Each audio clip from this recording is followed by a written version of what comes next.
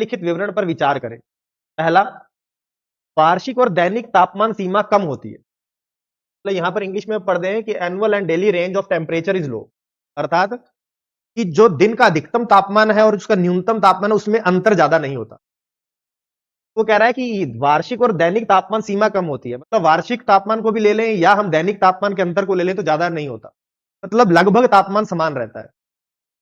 तो कहने का अर्थ है कि तापमान लगभग क्या रहेगा, समान रहता है। दूसरा, वर्षा पूरे वर्ष होती है, पूरे साल वर्षा होती है वहां पर। तीसरा, वर्षा 50 सेंटीमीटर से 250 सेंटीमीटर के बीच होती है।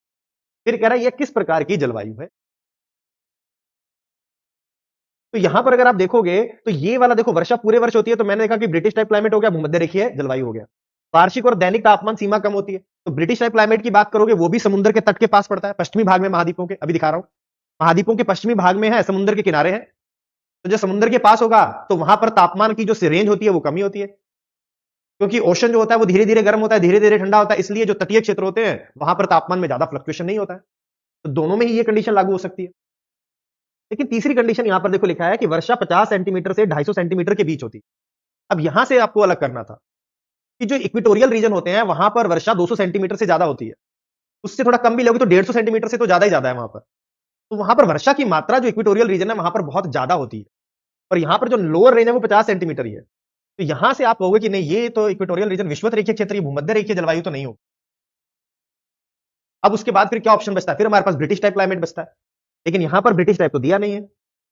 अब जब ब्रिटिश टाइप क्लाइमेट यहां नहीं दिया तो यहां लिखा है समुद्री पश्चिमी तटीय जलवायु। तो ब्रिटिश टाइप क्लाइमेट के बारे में अगर आपको पता होगा तभी आप इस क्वेश्चन को सॉल्व कर सकते हो कि वो पश्चिमी तट के पास ही है। देखो, पश्चिमी तटीय जलवायु और समुद्र के पास है, ये एक तरह से ब्रिटिश टाइप क्लाइमेट का ही एग्जांपल। इसका ऑप्शन ये होगा डी।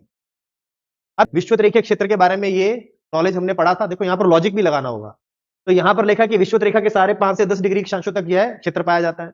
इसके बाद इसके क्षेत्र दिए हुए हैं कि ये ब्राजील में है, कोंगो में है, मलेशिया में है, इंडोनेशिया में, इन क्षेत्रों में है।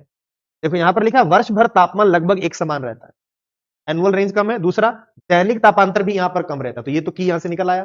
फिर औसत वार्षिक वर्षा 200 सेंटीमीटर से अधिक होता है। अगर कुछ क्षेत्रों में मान भी लोगे तो 150 सेंटीमीटर से तो हमेशा ज्यादा ही रहेगी। तो ये की तो यहां से आ गई, तो यहां से पकड़ में आया। इसके बाद इसके बारे में अन्य चीजें जो हमने यहां डिस्कस की थी वो अलग। इसके बाद अगर मैं बात करूं ब्रिटिश तुल्य जलवायु की, तो यहां पर देखो, यहां पर भी क्या लिखा है, यहां वर्ष भर पछुआ पवनों के प्रभाव में वर्षा होती है, सालों भर यहां पर वर्षा होती है। ये रहा समुद्री पश्चिमी तटीय जलवायु, पश्चिमी तट पर है और समुद्र के पास है ये जलवायु। इसी वजह से यहां पर वार्षिक और दैनिक तापमान की सीमा कम होती है, वर्ष भर यहां पर पछुआ पवनों के प्रभाव में वर्षा होती है, और 50 से 250 सेंटीमीटर के बीच हाँ वर्षा की मात्रा कंपैरेटिवली कम रहती है।